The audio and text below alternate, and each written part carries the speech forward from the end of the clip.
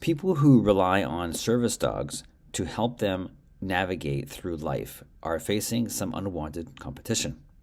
Frauds who dress their pets up as working animals so they can take advantage of some of the special services available to people with disabilities. Unlike properly trained service animals, these dogs sometimes bark, jump at people, and cause other disruptions. What's it like now? I can't say for sure on a large scale, but from my experience, it's either equally as bad as it was back then, or it's perhaps even worse. I find that most companies, restaurants, stores, just don't want to fight with you. They will just simply let the words, he's a service dog, she's a service dog, win. While other people seem to have the belief that they can get into serious trouble if they were to even ask, can I see some ID for your service dog? It seems today that a dog with a harness is a service dog.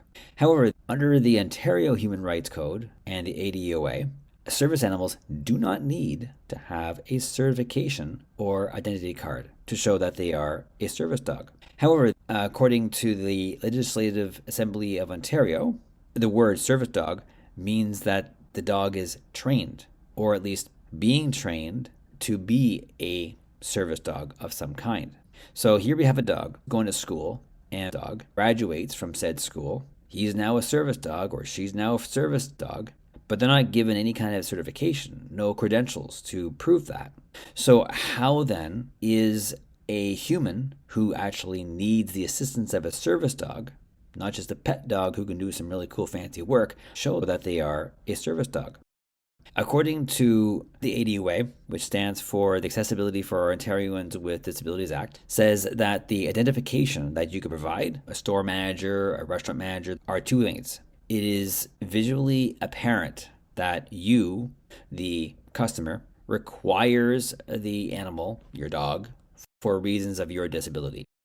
However, look at me, for example. Take away my dog, and what do you get? You just looking at a disabled person. You could look at me and say, it's visibly apparent that the customer, me, requires the wheelchair for reasons of his disability. So therefore, you may ask people to leave their non-motorized vehicles, like a bicycle, outside if they want to come inside to eat at your restaurant. But I get the exception. I get to bring my wheels into your restaurant because it's visually apparent that I, the customer, requires the wheelchair for reasons of my disability.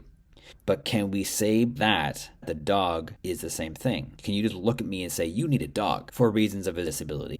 The answer is no. My wheelchair is the aid that assists with my mobility.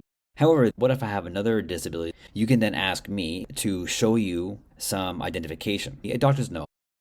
But let's say that you don't have a doctor's note on hand, or you never thought you needed to get one. The ADOA has you there. What is an identification card? According to the Legislative Assembly of Ontario, the identification card is the Attorney General or an officer in his or her ministry designated by the Attorney General in writing may, upon application, issue to a person with a disability an identification card identifying the person and his or her dog, a service dog. So now the Attorney General has your back.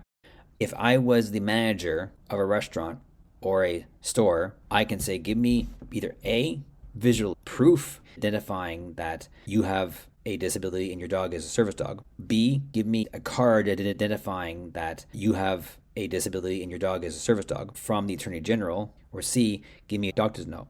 But what does it matter that you have a disability? Your dog is the question mark. Shouldn't I then be looking at your dog, not you? If you were to show me that your dog is actually credentialed with these services, then I could trust your dog's credentials that A, he or she will be in service to you if your disability rises up, and B, he or she will be a civilized canine in my establishment.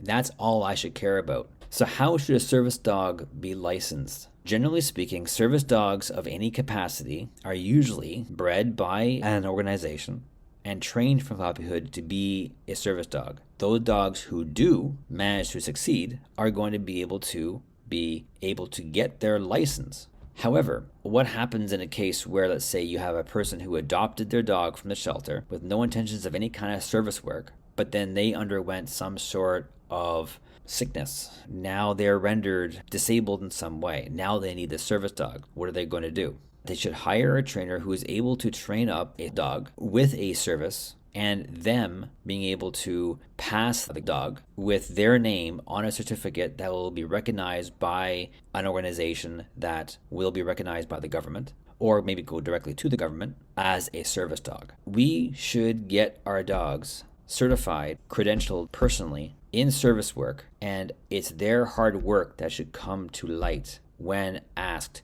to show whether they are worthy to be in establishments.